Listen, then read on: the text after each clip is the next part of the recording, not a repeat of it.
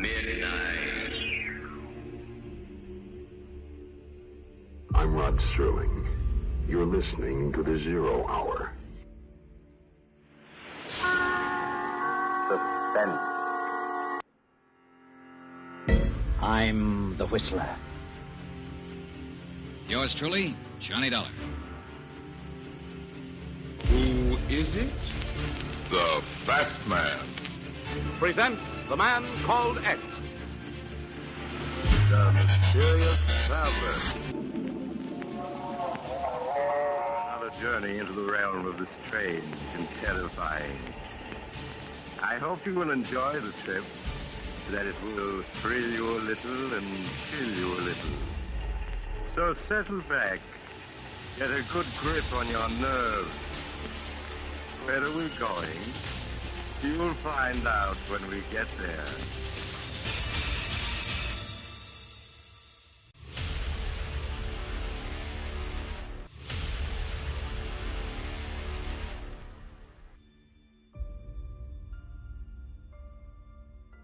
Hello everyone, and welcome to Drama and Theater, brought to you by Duane Old Time Radio. Drama and Theater features some of the best programs from the golden age of radio, including Escape, The Fat Man, Suspense, The Whistler, Zero Hour, Yours Truly Johnny Dollar, and many, many more. Before we start today's drama, if you enjoy what I'm doing, let me ask you to subscribe to my channel. Subscribing is 100% free, and you will receive notifications on new posts. Lastly, if you have a moment, write a short 1 or 2 sentence review or give a rating on your preferred podcast service. A positive review or rating would help me out a lot. And now, on to the drama. And thank you for your support, as always. We're going to end the month and end the year of mystery and suspense with Yours Truly Johnny Dollar. This is all 5 parts of the drama titled The Lorko Diamonds Matter. These are from November 1955. From Hollywood, it's time now for Johnny Dollar. Ben Tyler, Johnny. Transworld Fidelity. Oh, hi, Ben. Are you free at present? If the price is right. I mean, are you on a job? It's beginning to sound like it. Can you be on a plane for Algiers in 2 hours? Sure. Who's the client? Lorko Limited, Amsterdam. You know, they're the... Diamond Cutters, an old firm. Big-time deals all over the world. Check. What happened? Oh, one of their couriers just dropped dead in the Algiers airport. Oh, too bad. He was carrying a briefcase with $100,000 worth of set stones. Top-grade diamonds. Don't tell me, Ben. Let me guess. That's right, Johnny. The briefcase is missing.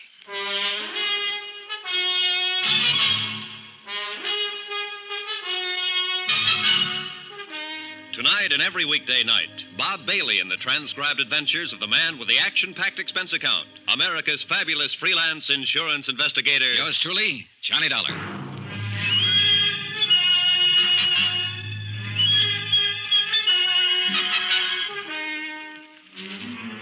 Expense account submitted by Special Investigator Johnny Dollar to the Home Office, Transworld Fidelity Company, Hartford, Connecticut. The following is an accounting of my expenditures during investigation of the Lorko Diamonds matter. Item 1, $324.60, transportation. A routine plane flight to North Africa and the city of Algiers.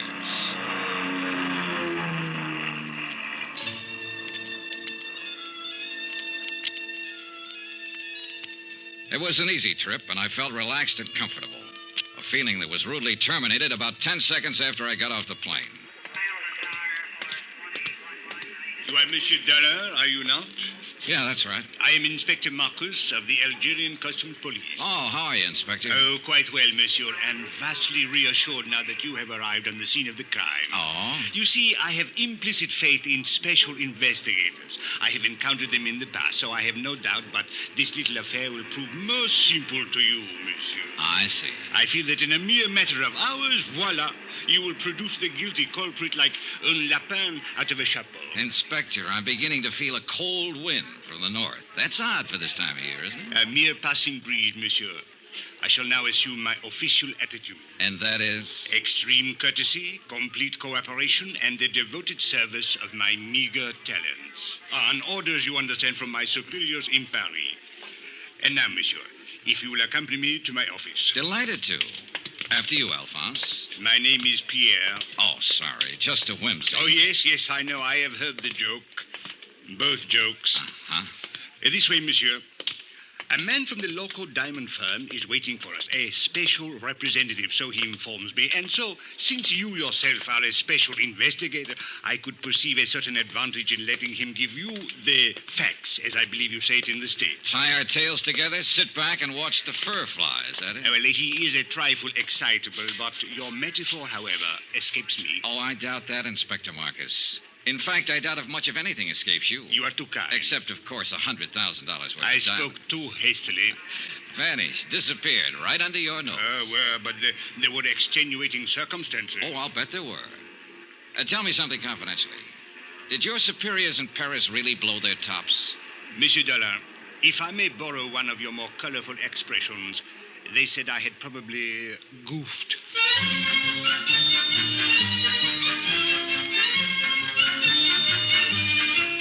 I'd met that same attitude before with local officials. To them, sending in an outsider implied they couldn't do the job themselves. And Inspector Marcus was on an even hotter spot.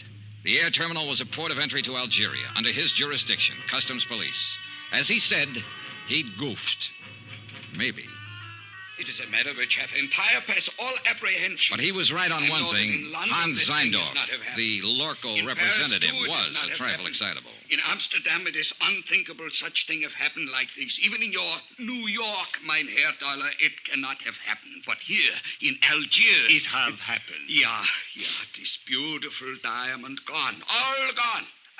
It's like barbarians. This Africa is no place for diamond. Maybe you ought to tell him that in Kimberley. It's differently there. It's entire different. All right, Mr. Zeindorf. Suppose you tell me just what happened. Who can know, mein Herr? 15 years, this courier has worked for Lorko Company. We are think he is trustworthy. Entire trustworthy. Well, even a trustworthy man can die of heart failure. But he has never had this heart failing before. All right, but... Perhaps it would be better if I were to, with your permission, of course, Monsieur Zeindorf. Yeah, you tell. I am not talk this English much good. Precisely. These are the facts, Monsieur Dollar. The Lorko courier, a man named Paul Gruber, arrived on the plane from Amsterdam yesterday morning. Yeah. Did you know he was arriving? I did not know, but the point is a very clever one. So, a short while before landing, Monsieur Gruber was taken suddenly ill. A doctor met the plane, and the stricken man was removed by stretcher and taken to the emergency clinic. In 20 minutes, monsieur, he was dead. Diagnosis, heart failure. Mais c'est la vie. Was there an autopsy, Inspector?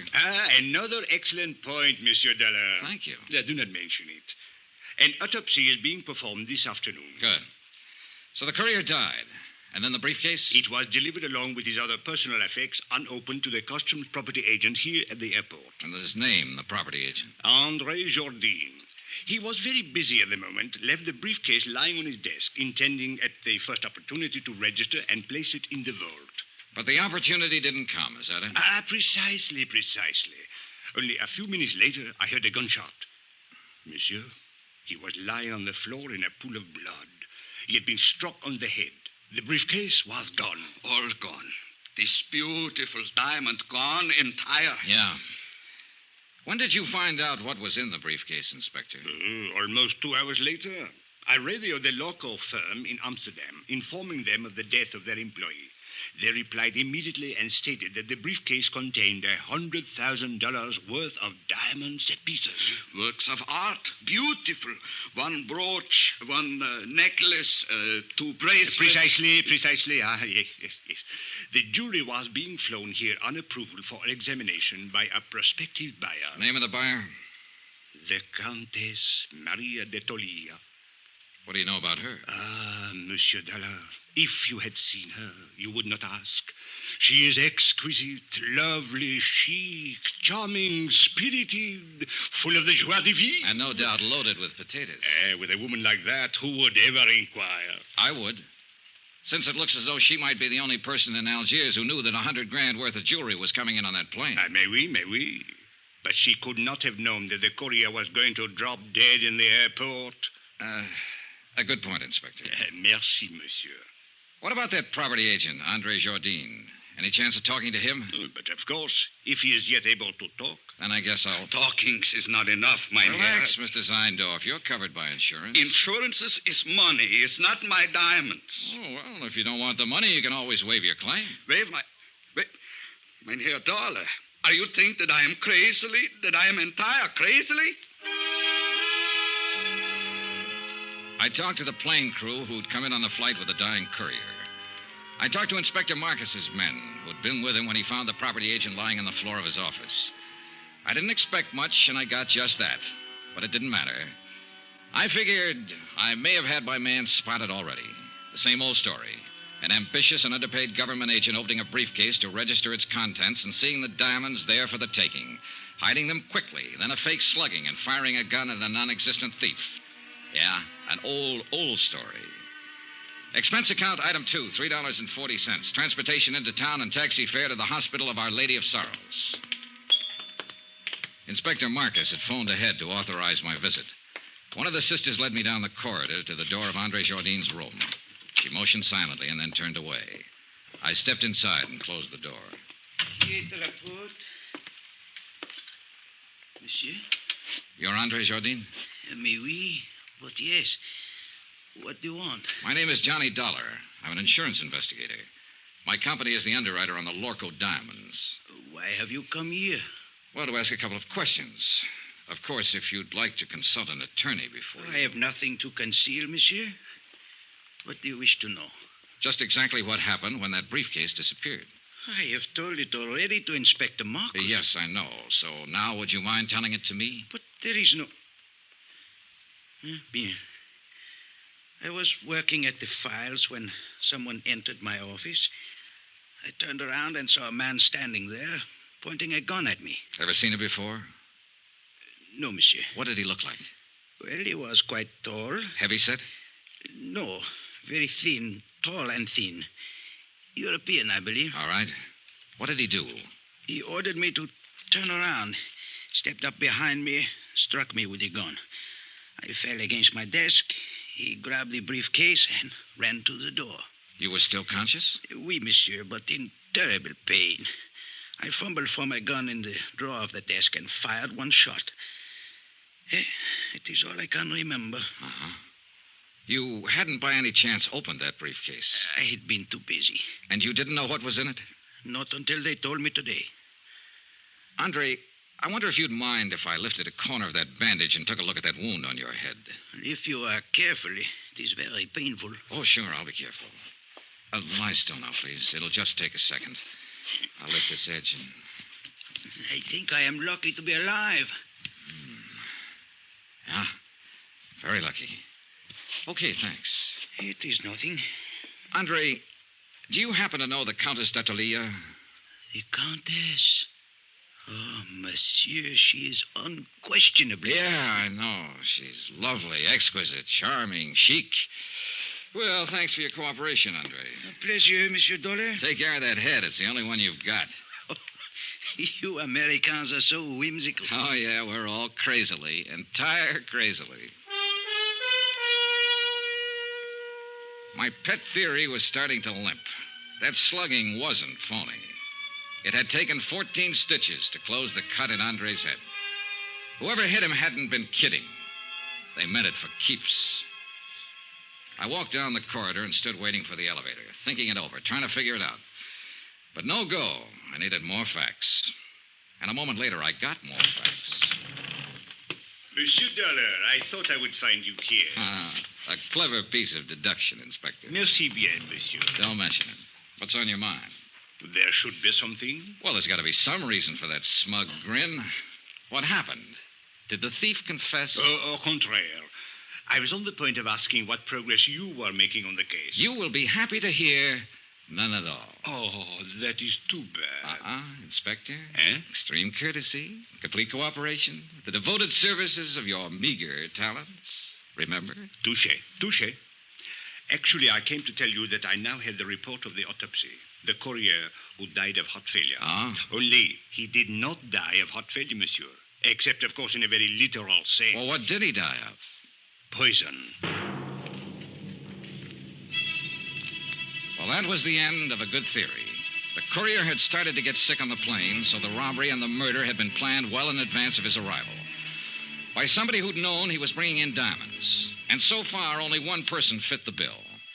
As lovely, charming, and chic a suspect as you could ever hope to meet. The Countess d'Etolia.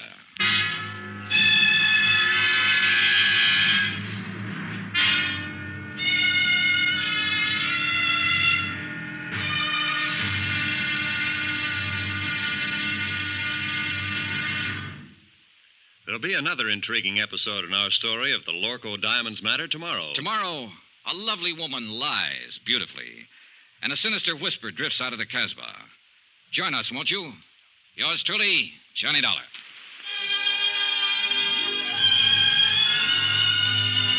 Yours truly, Johnny Dollar, starring Bob Bailey, is transcribed in Hollywood. Written by Les Crutchfield, it is produced and directed by Jack Johnstone. Be sure to join us tomorrow night, same time and station, for the next exciting episode of Yours truly, Johnny Dollar. Roy Rowan speaking.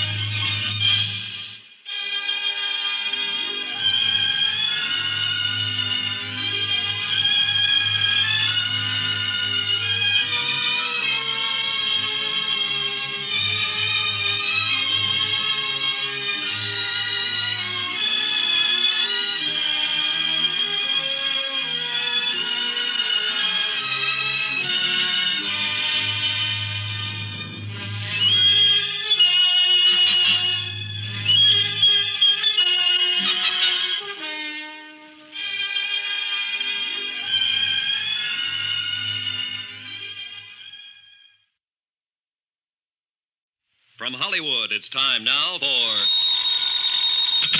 Johnny Dollar. This is the Countess d'Etolia. Oh, yes. My maid tells me that you were trying to reach me by telephone. That's right, Countess. I want to talk to you. Where are you now? At my residence, of course.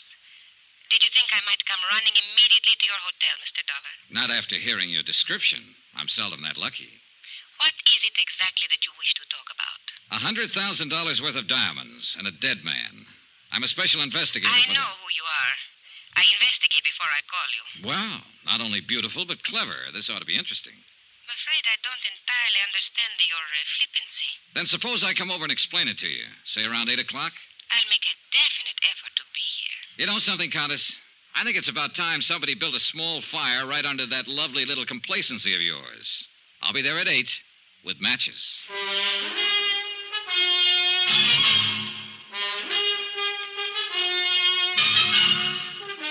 Tonight and every weekday night, Bob Bailey in the transcribed adventures of the man with the action-packed expense account, America's fabulous freelance insurance investigator. Yours truly, Johnny Dollar.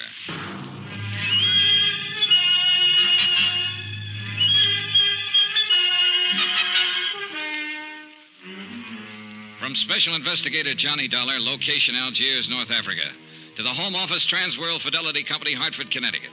Assignment, the Lorko Diamonds matter. Expense account continued. Item 4, $6.80. Dinner and appetizers. I'm never any good trying to spar with a lovely female suspect on an empty stomach. I was finishing up on black Algerian coffee and white Algerian brandy when a slightly green-eyed Algerian police inspector sauntered up to my table. You, Monsieur Dollar, you special investigators really do live well. In the lap of luxury. Pull up a chair, Inspector. Join me in a sarsaparilla? It is on your expense account? Be my guest. Merci, monsieur. Bon, my favorite brand. Help yourself. Merci. Anything new? Nothing at all. A complete impasse. À votre santé. Mm-hmm. What about the man who sat next to that courier on the plane? Find out anything about him? I'm still working on it, which is to say, of course, my men are working on it. You police inspectors really do live well. I have to do my own legwork. But the glory, Monsieur Dollar. to come into a mysterious affair which has all the local police baffled, and to solve it immediately in one brilliant feat of deduction, to leave everyone gasping with admiration, to make one's exit to the sound of great applause. Not so fast, Inspector. I'm still back there with that brilliant feat of deduction. You have not yet found the solution? Just on the verge. Then I will drink to your success. With your brandy, of course, and with your permission. Go ahead. Drink up a storm. But I'm afraid I'll have to leave you pretty soon, but you can still go ahead. No, monsieur. I suggest you change your plans. You will learn nothing which has any bearing on this matter. Which plan do you mean? That of questioning the Countess d'Ortelia. Now, who found that out? As a matter of fact, she phoned me and inquired about you. Oh, so that's how she investigated me. Went straight to headquarters. Mais oui. A remarkable woman. Talented, beautiful. Et cetera, and so on. And along with it, it's 9 to 1. She's in it right up to her pretty neck. No. She is really not the type. This is an excellent brandy, monsieur. An Algerian brand, I notice. All right, Inspector. Let's bypass the byplay and lay him out face up. I think I prefer it to cognac. I don't know how she does it, but she's got you hypnotized. Just mention of her name and you go into a tailspin. Every cockeyed one of you. Exquisite. Lovely. Maybe so, but in my book, she's a real suspect. Elucidate, monsieur. Well, it's simple enough. She's the only person in Algiers, that we're sure of at least, who knew that a shipment of diamonds was coming in on that plane. Why? Because she's the one who ordered them. Monsieur, it is even simpler. She could not have poisoned the courier because she was not on that plane. She could not have stolen the briefcase from the customs property agent because it was done by a man. So, where is your case? An accomplice, a man, with the Countess calling the shots for him. What man, monsieur? Well, you got a good point there. Merci bien. Don't mention it. But from the influence she seems to have, it might be any man in Algiers. Inspector, it wasn't you by any chance. You raise a very interesting point. Now, suppose the Countess should ask me to kill someone for her. I wonder what I would do.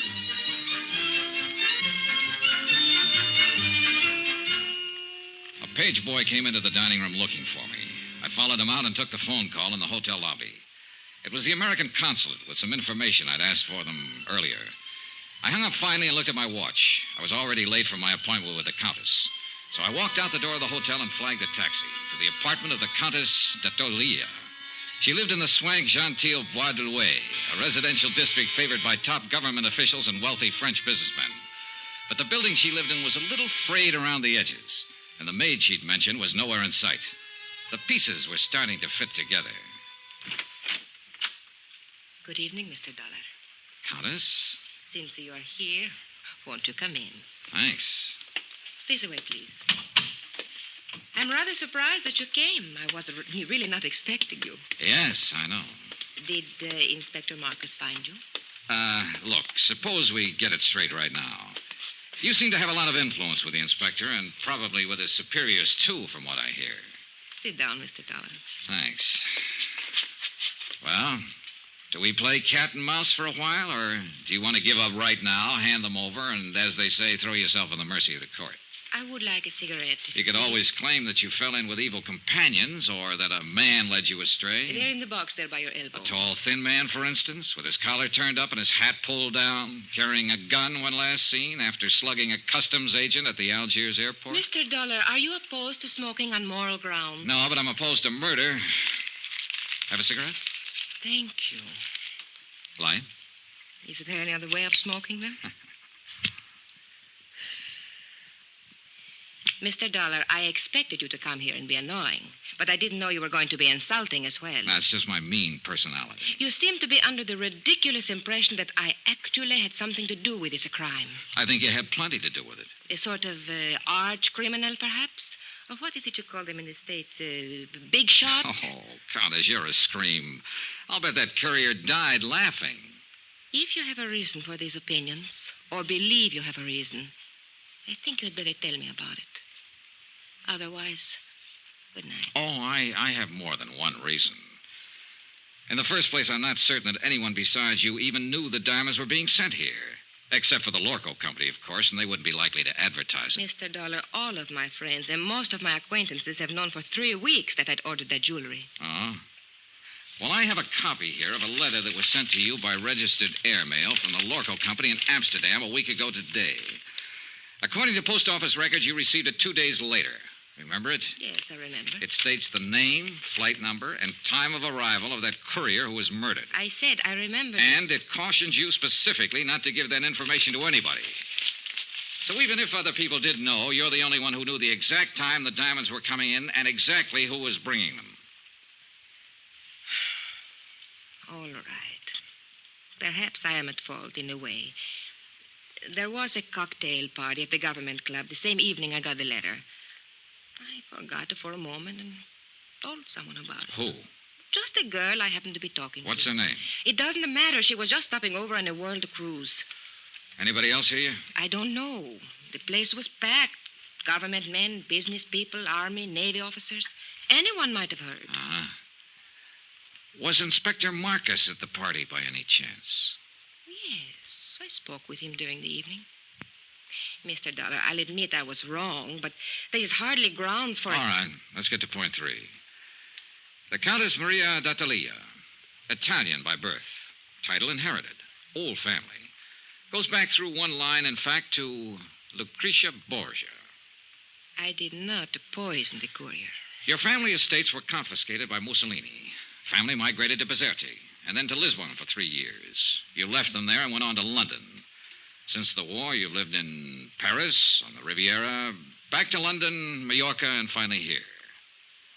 Have you been following me, Mr. Dollar? The consulate was pretty thorough. Anyway, you're well known in the international set, accepted everywhere, and apparently able to get along fine on your title and your looks. It is not very pleasant to be dissected while one is still alive. As a matter of fact, you're flat broke. You've been living on credit for the last 4 months. I think you have gone about far enough. And yet 3 weeks ago, you ordered $100,000 worth of jewelry sent to you on approval. How did you plan to pay for it? Get out. Or did you know you wouldn't have to pay for it because it was never going to be delivered? Get out of here. I don't have to listen to this. I don't have to answer your insulting questions. My private affairs are my own concern. So the ice finally melted, and now you're going to blow your top. Get out, or so help me, I'll kill you. You mean me, too? You... Oh, no, hey, put that down. Don't throw that. Why, you little devil. Stay back. Now, let go of me. Settle down, then, and stop throwing things. I will do as I please. It is my house. So proud. Oh, good Lord. A woman who can even cry beautifully. Oh, leave me alone. Oh, you're unbelievable, baby. The boys were right. You're everything they said you were. Oh, it's too bad. Go away. All right. But before I do... What are you going... No, don't.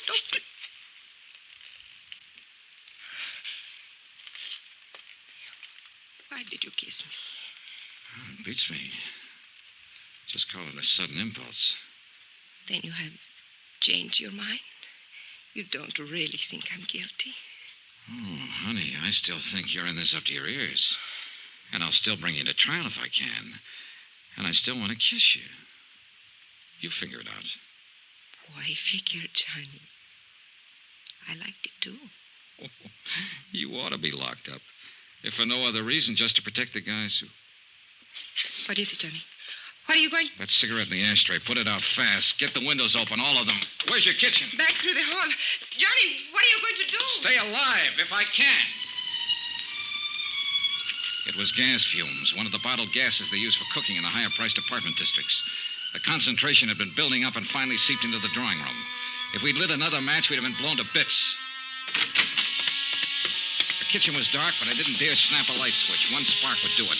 So I held my breath and followed the sound and finally found the range. Every burner valve was wide open. I could vaguely make out a glass-pane door opening onto a terrace. I grabbed a breath of air and moved toward another door that looked as though it might open into a hall. It didn't. It opened into a closet, and on the closet floor there was a body.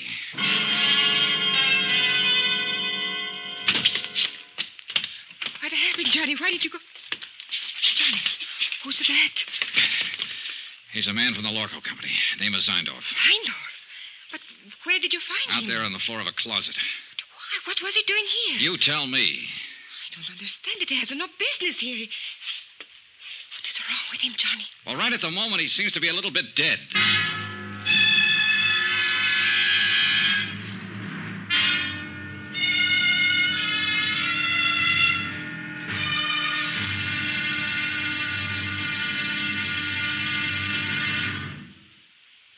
There'll be another intriguing episode in our story of the Lorko Diamonds matter tomorrow. Tomorrow, a desperate fight in an Algiers alley, a killer is named, and a lovely lady confesses her shame. Join us, won't you? Yours truly, Johnny Dollar.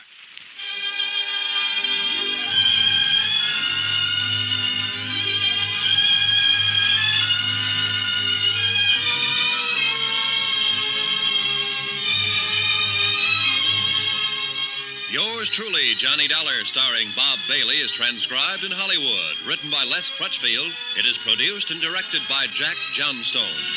Be sure to join us tomorrow night, same time and station, for the next exciting episode of Yours truly, Johnny Dollar. Roy Rowan speaking.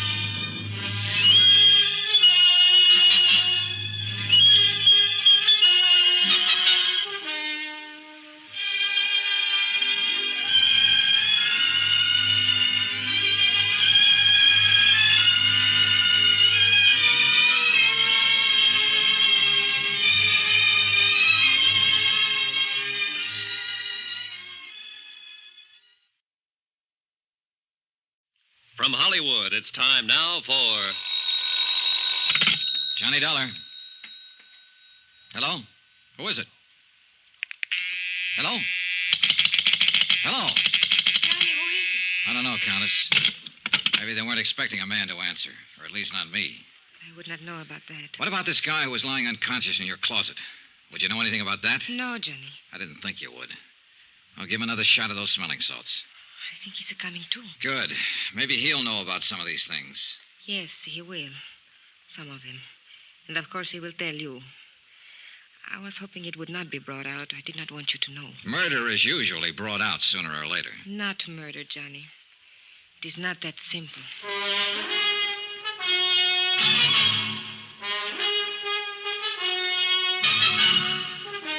Tonight and every weekday night, Bob Bailey in the transcribed adventures of the man with the action-packed expense account, America's fabulous freelance insurance investigator. Yours truly, Johnny Dollar.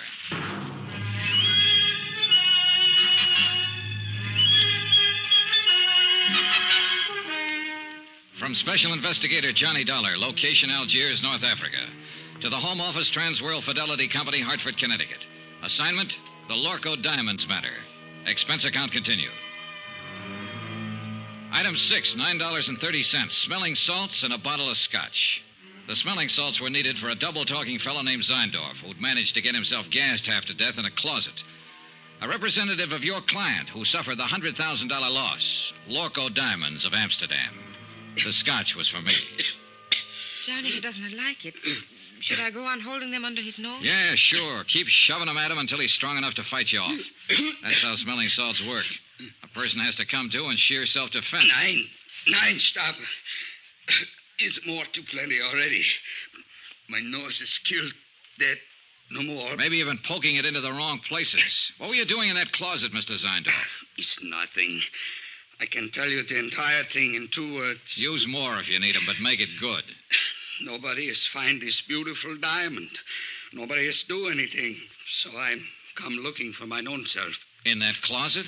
9 is only for hiding. I am wait for everybody going away, going at sleep. Then I am going to looking. In my apartment. What made you think they would be here? You are pleased to forgiving me, Fräulein, but I am not taking the chance. I'm think to looking every place. Who turned on the gas out there? Do not ask it. I know nothing. I think I have sleeping some, maybe, and when I have waking, I am died almost. Yeah. Well, apparently somebody was out to get one of us at least. Hey, what about that maid of yours, Maria? Or is there one? Of course. She... You know, that is strange. She disappeared about the time you arrived, slipped out without a word. Does she live here? I think she lives up in the Casbah. I hire her through the agency. I see. Do you think she did it? Oh, the more I find out, the less I'm sure of. Maybe Mr. Zeindorf did it, trying to commit suicide over his missing trinkets. Nein. Suicide is one thing I am not. And I desist to listen no more. I am to leave here immediately. Oh, by the way, Mr. Zeindorf. Yeah, what is it? As I understand it, you boys in the international jewelry business are ordinarily pretty cautious in your dealings. Yeah, the prudence, Mynheer. Always the entire prudence. That's what I mean. You always investigate a new client thoroughly before you take any chances, is that right? Is entire correct? Johnny, no. Then why did you send $100,000 worth of diamonds here to Algiers at the request of a woman who doesn't have a cent to her name? Why, it is to me these things are always happen. Mynheer Dollar, I am the highest ethic of business. I cannot give you answering. Well, one of you better give me an answering. Oh, it is all right, Mr. Zeindorf. Please, you tell Contessa. All right. What he is trying to say, Johnny, is this. It did not matter about my financial standing because I was not actually a client. What do you mean? You ordered the stuff? Yes, several pieces on approval so I could make a selection. Anything up to $20,000. Somebody else was paying for it. It was being given to me as a gift. By whom? A fellow countryman of yours, a man named Charles Barrett. He's been here 3 months, lives on his yacht. Mr. Zeindorf, how did you know this man Barrett would pay for the diamonds? By the letter, Mynheer. What letter? When I wrote to the Lorko firm, I took the liberty of enclosing a letter written to me by Mr. Barrett. His own authentical signings. We investigate immediately. What sort of a letter was it? He promised to pay for a gift of jewelry up to $20,000 of my own selection in return for certain considerations. What considerations? Romantic, Mynheer. It is a little present of the engagement. Is that what it was, Maria? An engagement present? Yes. I see. I think I go now. It's too much has happened in this place. Is it all right to smoke now? Yeah, sure. The gas is cleared out. Here. Thank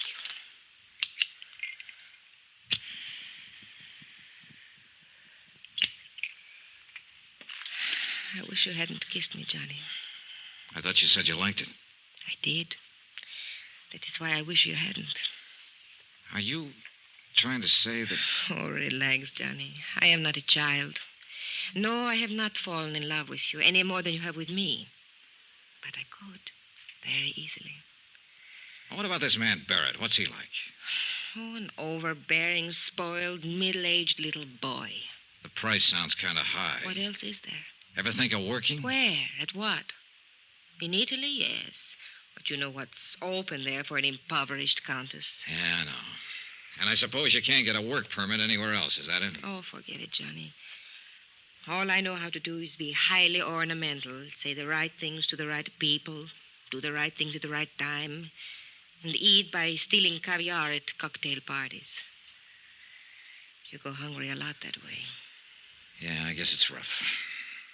Well, don't let it throw you, honey. You're not the first girl who married for money. What? I guess you don't understand. Nobody has said anything about marriage. Oh, I see. Well, Johnny, I imagine you will be leaving now. So, good night, Johnny. Goodbye. For all the progress I'd made in the case, I might as well have stayed at home. Another fish off the hook. Logical suspect number one had been the customs property agent, Andre Jardine. But the blow on the head that sent him to the hospital hadn't been faked. And that, plus the fact the diamond courier had shown symptoms of poisoning before the plane even landed, seemed to leave Andre in the clear. And now, number 2, Maria Countess d'Atalia was apparently able to supply another answer every time she needed one. And her answers were backed up by Hans Seindorf, Lorko's own representative. We were shortcutting through the harbor district when I began to realize that the same car had been behind us ever since we'd left Maria's. It was a low-slung English job, expensive and easy to recognize. Driver. Oui, monsieur? Hit the gas a little harder. See if you can shake that car behind us. Mais oui. The other car picked up speed to match ours and still held the same distance. Hey, try a couple of fast corners. I want to make sure. Yeah?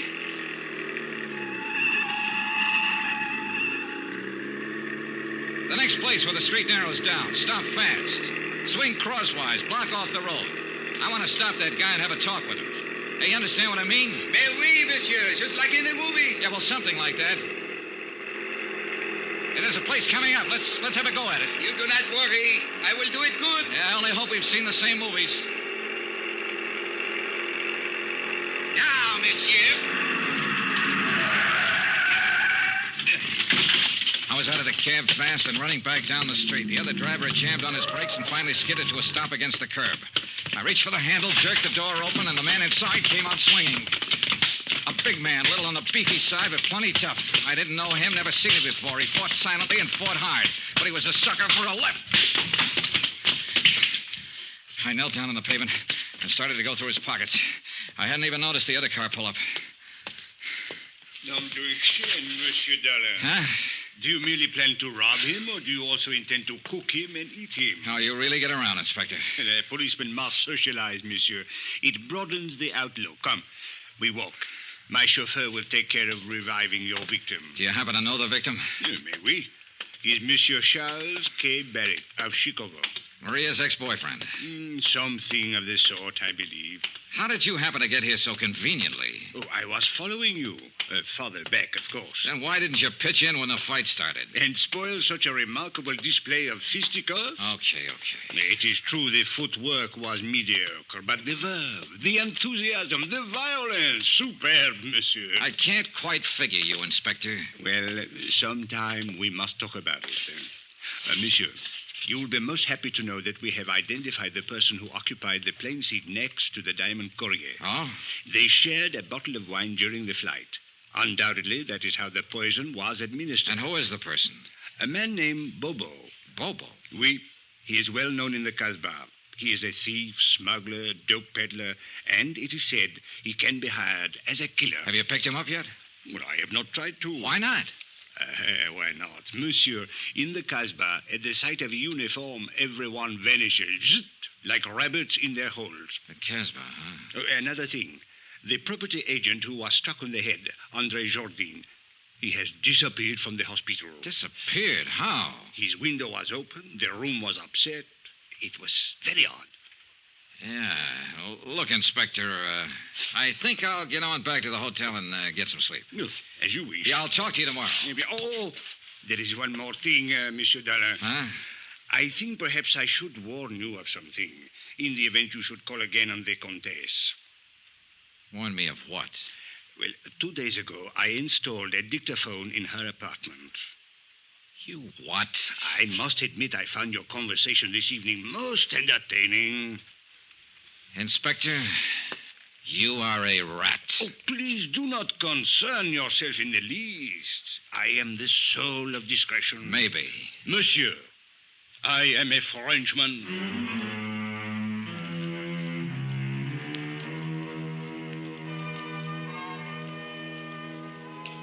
Twice tonight, the Casbah had been mentioned. The strange, mysterious native quarter on the steep hill behind the city. Maria had said her maid lived there. And now Bobo, who'd given poison wine to the Diamond Courier. I had an angle, and I had some ideas. The picture was finally starting to make sense. But I needed some more answers. And the trail led into the Casbah.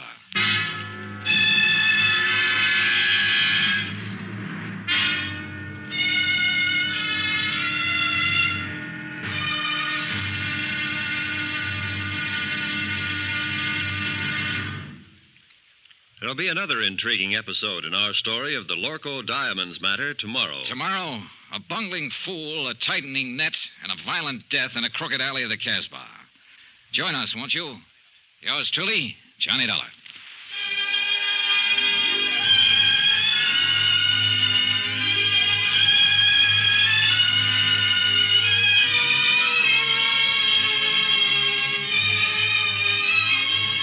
Yours truly, Johnny Dollar, starring Bob Bailey, is transcribed in Hollywood.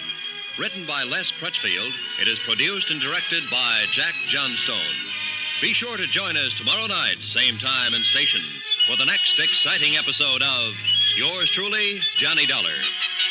Roy Rowan speaking.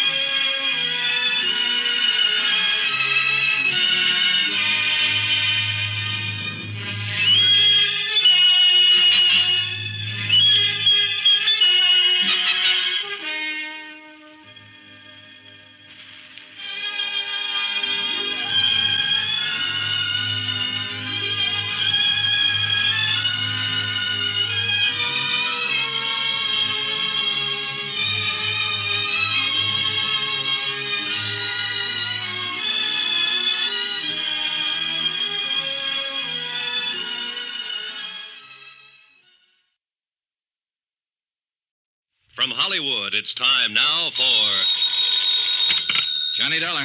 This is Abdul. Abdul? You don't know me. So? I have the little business. Well, I'm so happy for you. Hope it's doing well. Not bad. Okay, you what? You don't know me, but you're looking for me. Now, look, Joe, Abdul... It is a business to get jobs for people, for servants. Oh, the employment agent. Ah. Have you got the address of that girl who worked for the Countess d'Attolia? Oh, sure.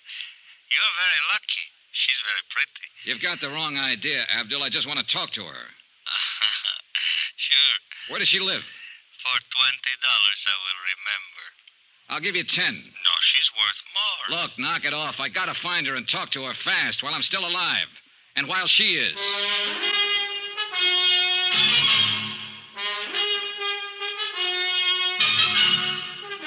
Tonight and every weekday night, Bob Bailey in the transcribed adventures of the man with the action-packed expense account, America's fabulous freelance insurance investigator. Yours truly, Johnny Dollar.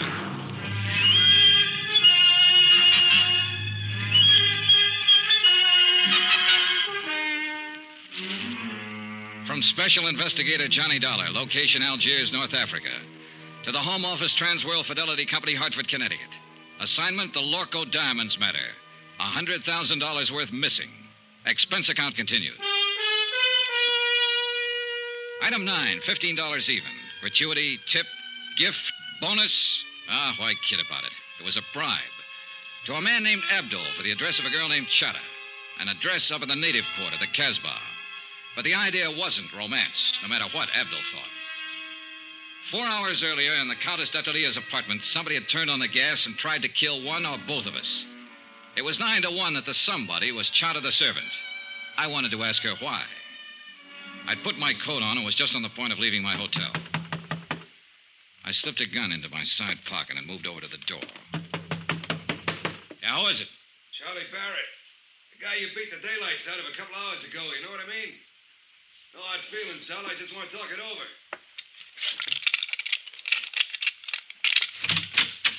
All right, Barrett. What's on your mind? You object if I come inside? It's kind of personal, you know what I mean? Probably. All right, come on in. Much obliged. Hey, I didn't know who you were, but when we got in that little fracas, that there cop told me about it afterward. Man, you really got a wallop on you. You make a fella know he's had it, you know what I mean? Is that why you're here, a post-mortem on the fight? No. That's done and over. You whipped me, fair and square, as far as I'm concerned. Hey, Barrett, if you've got anything to say, let's have it fast. I'm in a hurry to get out of here. Oh, well, I sure don't want to take up no more of your time than necessary. I know how it is. Of course, I'm on vacation now, but back in Chicago, I'm in the meat business. Look, Barrett, would you please... At least in a way I am. I'm in byproducts, actually. You know what they say? Use everything but the squeal. Well, I'm the fella that cans a squeal, you get it? Oh, brother. What I come here for was maybe to get it straightened out about that dame. Do you mean the Countess d'Atelier? Countess, them titles are a dime a dozen. I can buy 'em, sell 'em like sausages. Well, what about her? Now, look, neighbor, I was figuring to come here and put it to you man to man. You know what I mean? I know what I'm beginning to think you mean. I figure when you seen my position, you'd want to do the square thing. Like anybody on the right side of the fence would. You with me, neighbor? You better drop that neighbor business. I've moved. Well, Dollar, the thing stacks up like this. Now, I already had my claim staked there before you even got in town. I got a lot of money invested in that dame. Barrett, so help me. I've been taking her around places, you know, feeding her, buying her, one thing and another. Why, I was even going to kick through for a 20-grand chunk of ice for her. Well, she and I had that fight last week. You what? That dame's got highfalutin ideas. What fight? What are you talking about? Well, I just put it to her, cold turkey. I told her she had to quit Jenny flipping around with all those other fellas. Or I just wasn't going to have nothing more to do with her. Well, that made her mad, you understand? She lit into me. Man, you ought to hear that dame talk when she's mad. You'd think hey, look, that she... when was this fight? Was it before the diamonds were sent here? Why, sure. Sure, I said if that's the way she was going to act, she could forget about them diamonds. Well, I ain't seen her since or talked to her, but I just can't seem to get her off my mind. Now, look, Dolly, you was in her apartment there for 2 hours and 40 minutes tonight, and I don't like it. It bothers me. Strictly business, Barrett. And I got to get going. Now, wait a minute, Dollar. Just wait a minute. We still got something to settle here. Like I told you, I got money. Barrett, get out. You better hold your horses. I don't know if you know the name C.K. Barrett, if that means anything to you. But I got influence back there in them United States. So it's the hard way, huh? Look, you just work for that company of yours. You're nothing but an employee. And if you think you can talk to me like you can to some of these foreigners, then here, now. Still a sucker for a left. Hello, room service. This is Johnny Dollar. Some drunk just wandered in here and passed out. Would you send up a couple of boys to drag it out in the hall?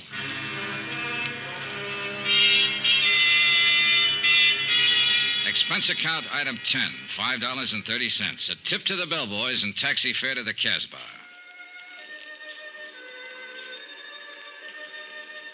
The taxi dropped me off at the end of the causeway, and from there on I walked. It was late, well after midnight, but the narrow, crooked alleys were teeming with life. Some of it out in the open, some of it under cover. Small groups of people met together here and there along the cobbled streets. Men of 24 tongues and dialects. And women, too, slipped silently in and out of the dark doorways, or crouched over tables in the dim-lit cafes and coffee houses. Groups usually fell silent when I passed and stared with hostile curiosity. The Casbah, backwash of North Africa. Little known, seldom bothered, and scarcely policed. And for an outsider, especially at night, more dangerous than dynamite. The address Abdul had given me turned out to be a coffee house, but it could still be legitimate. And there was only one way to find out.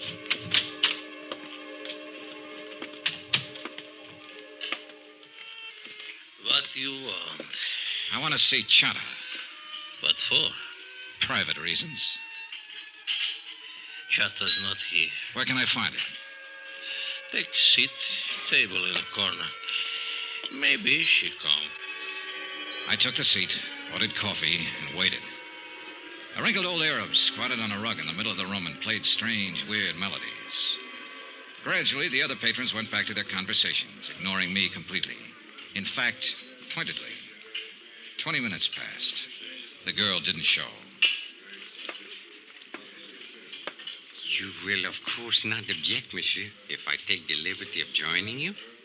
No, sit down. Merci. So, you wish to see Chat? Yeah, that's right. Do you know her? Oui, I know her very well. Know where to find her? But naturally, monsieur. I always know where to find her. She's my woman. Oh, so you're the man they call Bobo. Oui, monsieur. The man who poisoned the diamond courier. Oh, monsieur, it is true that I gave him some wine. A little, not much. But I think perhaps it was a bad vintage. Yes, most unfortunate. It was for him. Well, perhaps it was for the best. Life is so uncertain. But I do not wish to think of such unpleasantness. Instead, let us talk about diamonds. Let's talk about killing, or attempted killing. Is Chata the one who turned on the gas in the Countess's apartment? Well, it is possible that she did that. On whose orders? It was nothing personal, monsieur. I didn't even know that you were going to be there. I see. Then you really meant to... Diamonds, monsieur.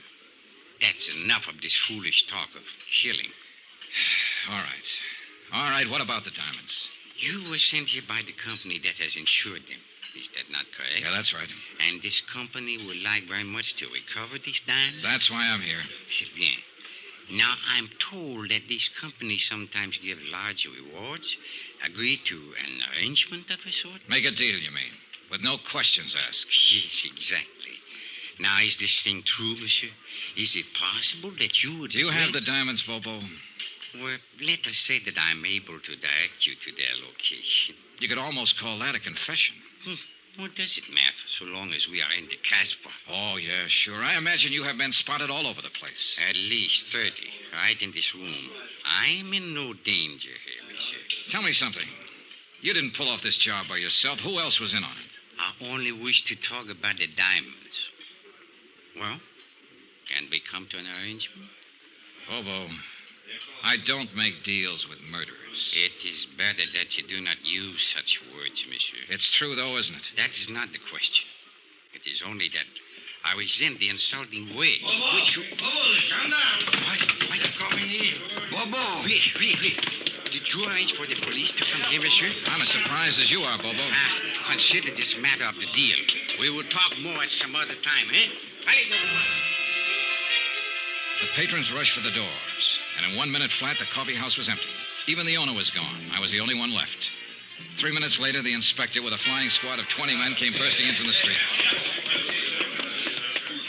Well, Monsieur Dollar, I'm happy to find you are still alive. Why don't you get lost somewhere? For you, I think it most fortunate that we arrive in time. Oh, sure, in time to follow up the only lead I had in this case. To lose a suspect is better than to lose one's life, monsieur. Look, Inspector, I was holding a gun in my pocket, covering Bobo from the second he sat down at the table. But, monsieur, 30 men or not, if it had come to a showdown, he couldn't have done a thing. Because he'd have been the first one to get it, and he's smart enough to have known that. But I thought Let's face it, Inspector, you've done it again. You goofed. But I was only thinking perhaps... Mon Dieu, what is to happen next? The shooting was somewhere outside, but it hadn't been the police. All of the inspector's men were inside the coffee house. He gave them orders quickly, and they fanned out to search the area. The streets were empty now, dark and silent, not a soul in sight. We split up into pairs. I worked with Inspector Marcus for a while, then left him and searched alone along a narrow side passage. And that's where I found him. He'd been shot 3 times in the back, and he was dying. Monsieur Dollar. Yeah, Bobo. You can't forget that deal, I think. Yeah. It's a little too late for deals now. Who was in on it with you, Bobo? Look, you've got nothing to lose by talking. You know that, don't you? Accept my honor, monsieur. As a citizen of the Casbah. Who shot you? A dragon, monsieur. 12 feet tall, with fiery eyes. All right, Bobo, all right. But just tell me this, just one thing. Are you the man who attacked the property agent at the airport, the man who slugged Andre Jourdain? Oui, monsieur. I do it very good. No, almost I kill him. It's too bad.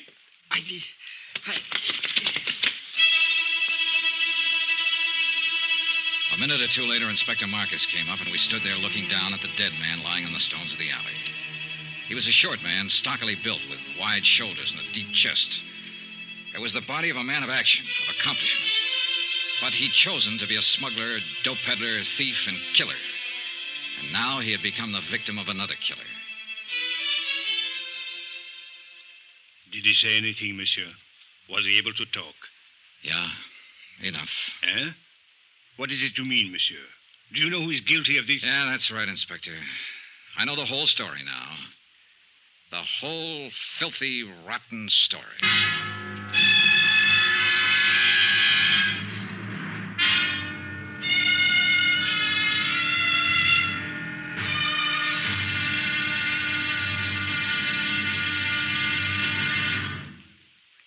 There'll be the final intriguing episode in our story of the Lorko Diamonds matter tomorrow. Tomorrow night, the odds are set. The last chip is down. It's the last spin of the wheel.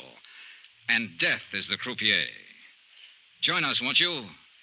Yours truly, Johnny Dollar.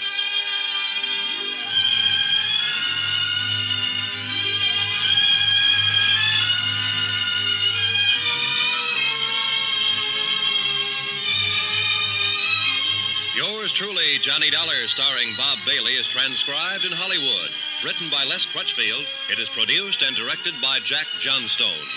Be sure to join us tomorrow night, same time and station, for the next exciting episode of Yours truly, Johnny Dollar. Roy Rowan speaking.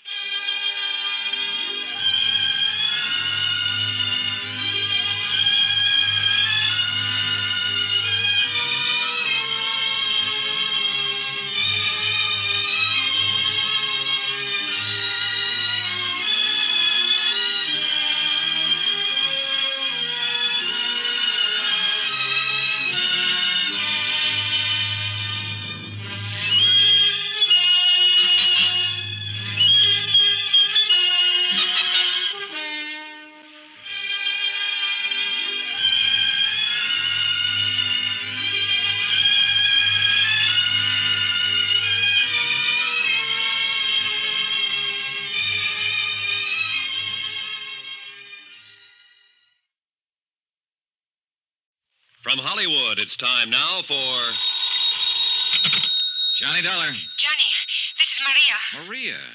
Well, isn't it kind of late at night to call? You've got to help me, Johnny. I'm being followed. Aren't you at home? No, it's a little cafe on the waterfront. I came in here to phone. Why the devil did you have to go out? Everything was set up. If you'd stayed home, you'd have been safe. What are you trying to do, get yourself killed? Johnny, this is no time. Where are you? What's the name of the place? The Marrakesh, number 41 Rue de la Mer. I'm afraid to go outside. No, whatever you do, don't go outside. Stay right where you are until I get there. But, Johnny, Take your choice, Maria. It's either that or wind up on a marble slab. What do you mean? You know what I mean. You know better than anybody. Now stay there.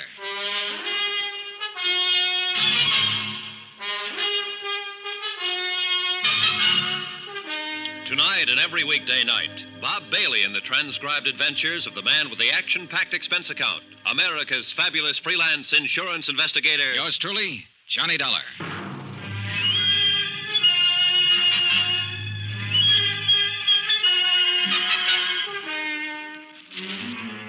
From Special Investigator Johnny Dollar, location Algiers, North Africa, to the Home Office Transworld Fidelity Company, Hartford, Connecticut.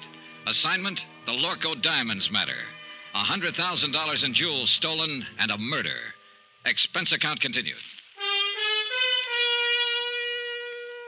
Item 12, $2.20. Taxi fare to the waterfront of the Marrakesh Cafe. There was no time to lose and no time to get help from Inspector Marcus. A half hour earlier, he'd set a trap, and he and his men were staked out around Maria's apartment house waiting. But apparently, she'd gone to the cafe before he got there. So now the whole thing had blown wide open.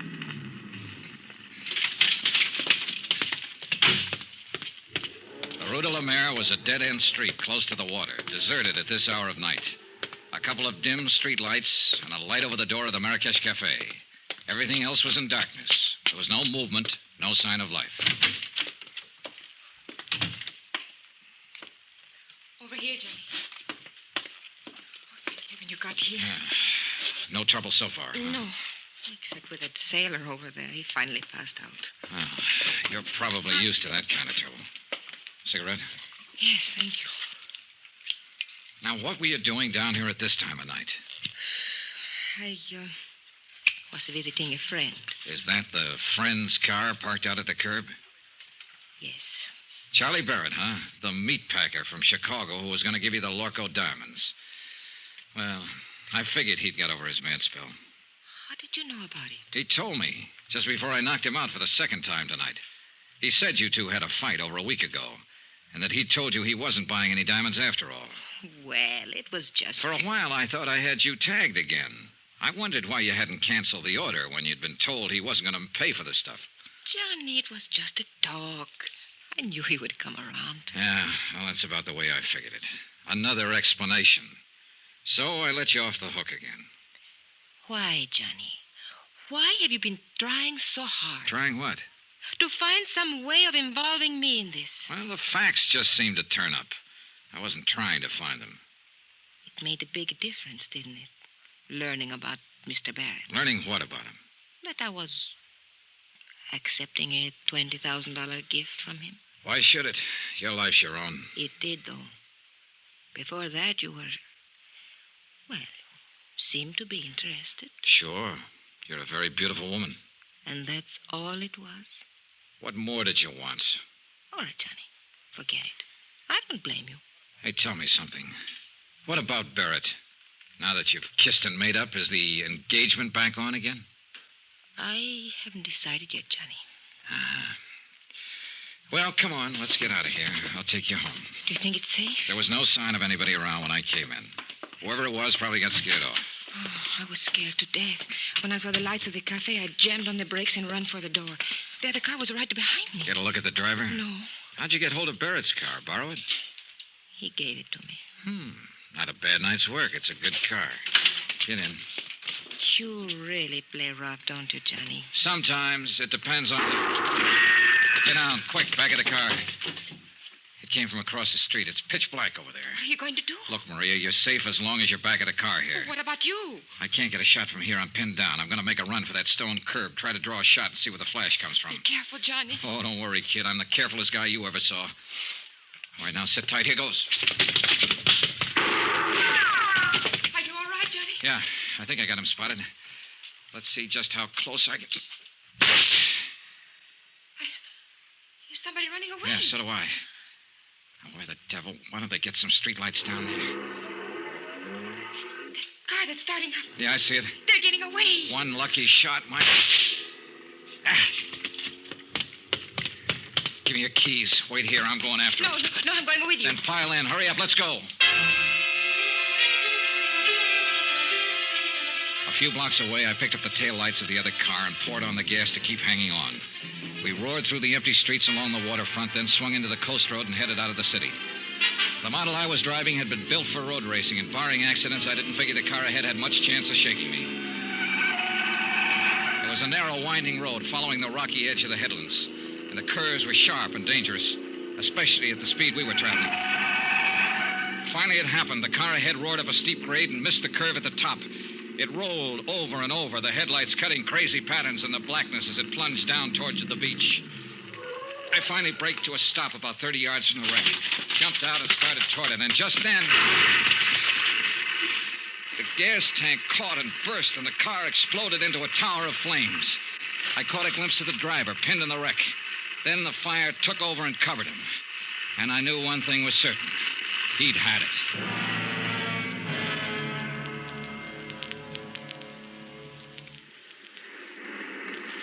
It's dying down. Yeah. The gasoline is all burned now. What a terrible way to die. What way isn't? I guess... Johnny, could I have a cigarette, please? Yeah, sure. Here you go. Thank you. Yeah, light up, Maria, while you watch him burn.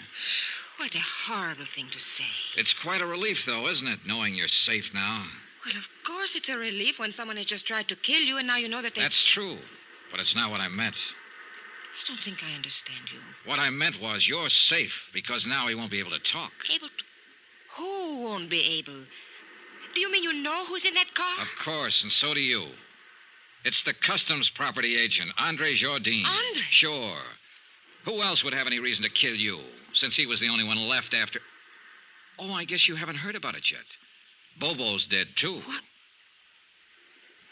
Who is Bobo? Your other partner.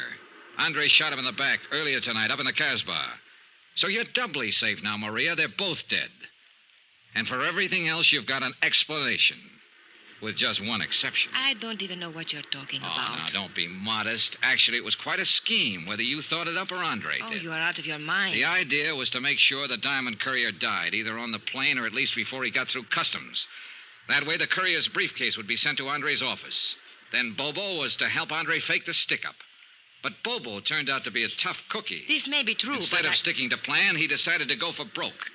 When he slugged Andre, he tried to make it stick, but Andre managed to reach his gun, so he ended up in the hospital instead of the morgue. What has all this got to do with me? Then Andre got the idea of a double cross. He left the hospital, went into the Casbah to look for Bobo. He found him, and he killed him. I still don't see His next step was a natural, to knock you off and keep the whole take for himself.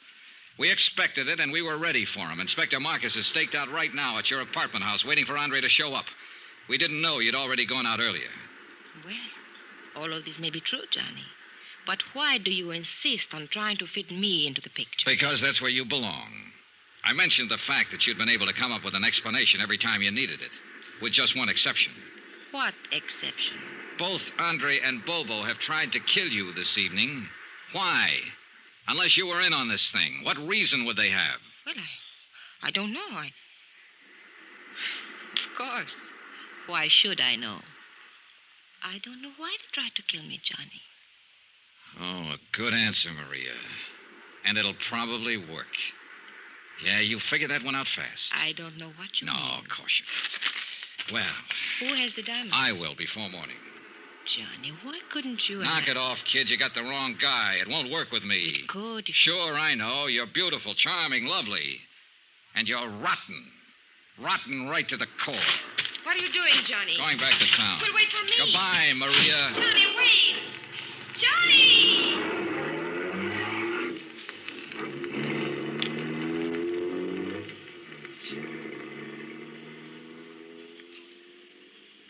An hour later, I was out at the air terminal in the Customs Property Office watching Inspector Marcus open a vault. Oh, dear, what a nuisance. Always they make these combinations so difficult. That's the general idea, Inspector. True, but still one would think that... There we are. Now, if you are correct, Monsieur Dollar, we shall soon have our hands... There, that briefcase in the corner. Mais oui. It is the one. Good. Let's have a look at it. It will be necessary to force the lock. Here, pry it open with this. Looks like an easy one. It is merely a matter of... Voila. Beautiful, no? Yeah. Too beautiful. Tell me something, Monsieur Dollar. What made you know that Andre Jourdain was guilty? Something Bobo said, just before he died. Mm-hmm. Yeah.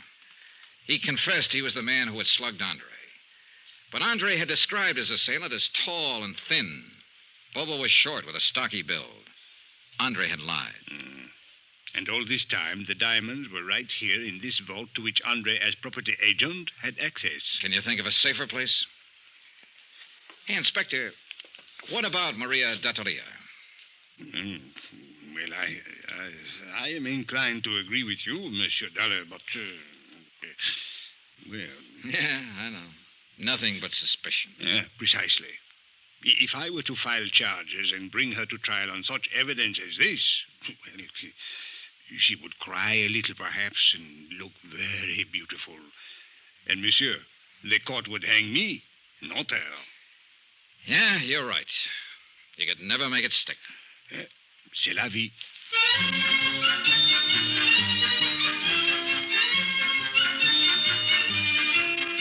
Expense account item 13, $624.80. Hotel, meals, and incidentals in Algiers and transportation back to the States.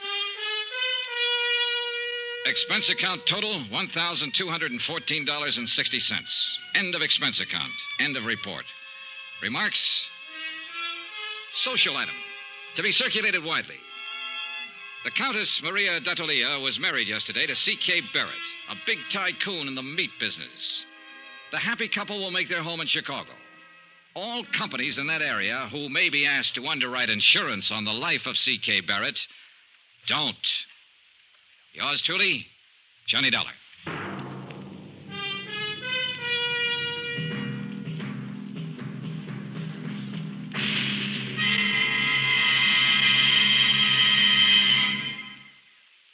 Remember, there'll be a new exciting story on Johnny Dollar beginning next Monday. Next week, the Broderick matter, an exciting chase after a charming, beautiful girl. After all, who wouldn't? Join us, won't you? Yours truly, Johnny Dollar.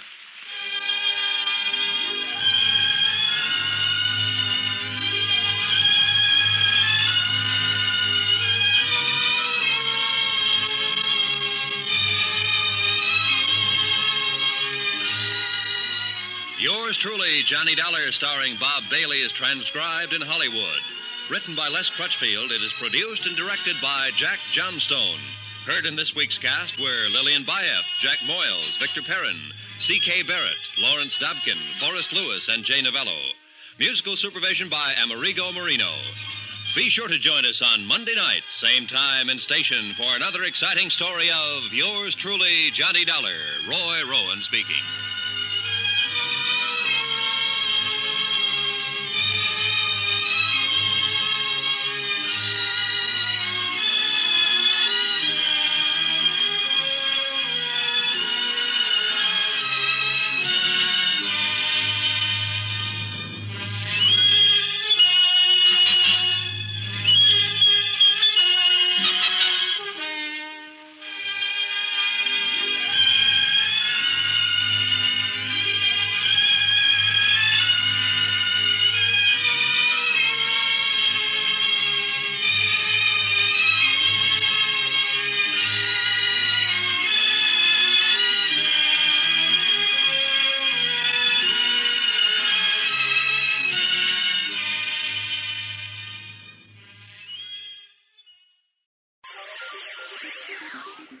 Thank you for listening to and showing your support for my podcast.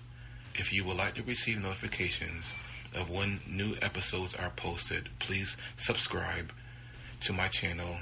Subscriptions are 100% free, and they really help me get an idea of how I'm doing.